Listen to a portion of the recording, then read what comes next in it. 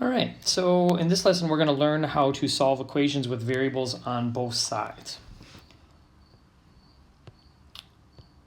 And our learning target is to solve equations in one variable that contain variable terms on both sides, as I mentioned.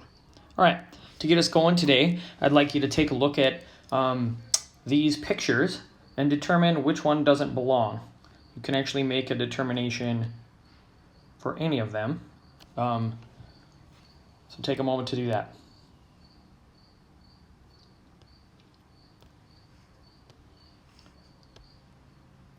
Okay, so today our essential question is to how do I solve equations? And we're looking at really all of the steps and putting all these together. We said at the beginning of this unit that to solve equations, the basic steps to follow are to distribute first, combine like terms, move your variables to one side, which is what we're going to talk about today, and then to solve.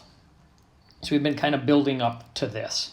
And we're going to do that same method today. We're going to start with right away with just one that's doesn't have any distribution, no simplifying to do, so we can just go right to kind of the step 3. But you should always check and look to see if you can distribute. Notice there's no distribution here.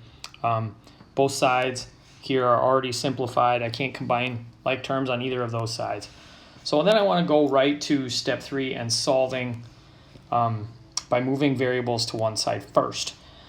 So now here you can determine what you want to get rid of. You can either get rid of this one or this one. It doesn't matter. You'll get the same answer. So it doesn't really matter. You decide. So for me, I'm going to say, you know what? I want to get rid of this 5n. It's a positive 5n, and I want to move that whole thing out of there. So I want to get rid of it. So I'm going to take the whole thing and move it all over to the other side. To do that, I have to do the opposite. It's positive 5n, so we're going to do the same thing over here. And you'll notice I'm going to write it underneath the other n's on the other side. Okay? And now I'm going to simplify, and I say, okay, 7n minus 5n is 2n. Now bring my minus 2 down. These cancel, and then I got equals 6. All right, so now I've completed this step right here, step 3. So now I'm down to this last one, solve using inverse operations. So this is those 2-step problems that we did at the very beginning. So I'm going to start by, remember, if you're not sure which one to get rid of, you can think PEMDAS backwards or SADMAP. So that means I want to get rid of subtraction first. Do the opposite. So I'm going to add 2 to both sides. This comes down. And I get 2n equals 8.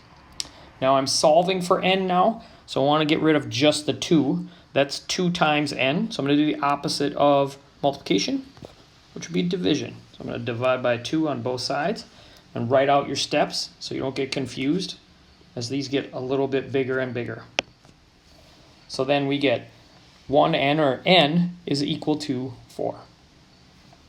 Okay, so that's solving a problem that has variables on both sides. Okay, now let's add another element to this kind of problem. And so here, we're going to do the same thing, but now we're going to look at, see what is our first step. Step 1 says to distribute. We have a couple of things that we can distribute here. 2 to both of those, and then the 3 to both of these. Okay, remember, this is multiplication when you're distributing. It's 2 times that quantity x plus 4. So we're going to say 2 times x is 2x. 2 times a positive 4 is positive 8. Okay, and then on the right side, 3 times x is 3x. 3 times negative 2 is negative 6. So you notice I wrote minus 6. Okay, step 1, done. Step 2, look at both sides. Can I combine anything here? No, those aren't like terms. Look over here. Can I combine anything over here? No, they're not like terms. Okay, so step 2 is also done. So now I want to get all my variables on one side. And again, it doesn't really matter which one you get rid of. I generally like to get rid of the smaller one. So I'm going to get rid of this 2x.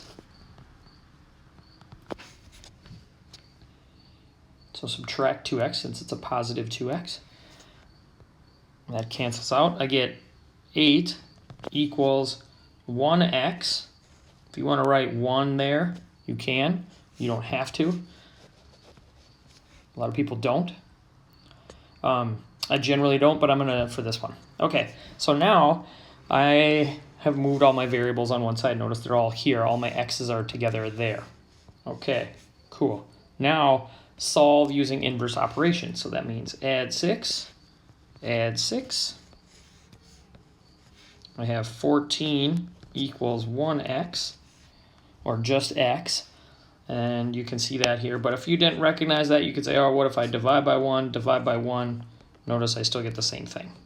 So x is equal to 14, and there's my answer. I'm done with that kind of problem. Okay. Lastly, let's put it all together. So this one has all the steps. And this is really ultimately what we've been working up to, is that you should be able to solve problems that look like this, okay? And we've been piecing this together.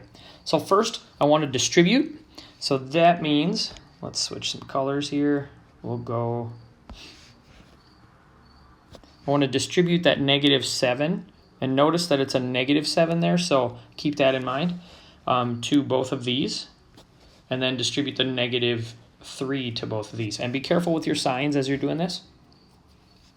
So I get 6 minus 7a minus 7 is equal to 3 times -2 is -6.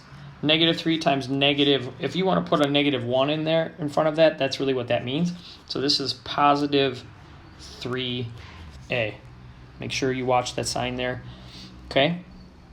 All right, so distribution done. Now we want to combine like terms and simplify each side. Okay, that's our next step. So on the left, looks like I've got 6 and -7 I can put together. The right side is already good, so I don't have anything to do there. So I'm going to put these together. 6 minus 7 is -1. So those two just became that. And then I can bring down my -7a. And then this one is already good, so I'll just copy it and bring it down. Okay. Step 2 done. Now, step 3, I need to move all my variables to one side. In this case, I'm going to decide to get rid of the -7a. It doesn't matter which one you get rid of, remember, either the -7a or the positive 3a. You'll get the same answer either way. So I'm going to add 7a. I'm going to go to the other side and put this underneath the a's as well and add 7a on that side. So I get -1 equals -6 plus 10a. Okay, and then we're going to go, all right, I need to solve this one, so I'm going to add 6. Add 6.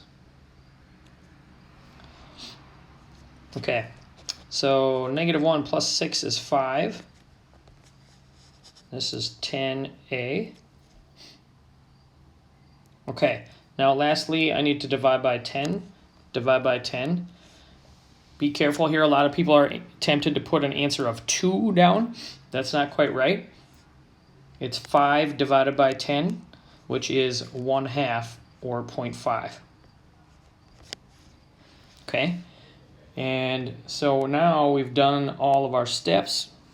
Make sure you look at your steps to see if you did that. And there we go. We've got it. So that's putting it all together there. Hopefully that makes sense. All right, so now you have some time to work on the multi-step equations worksheet. All right, good luck.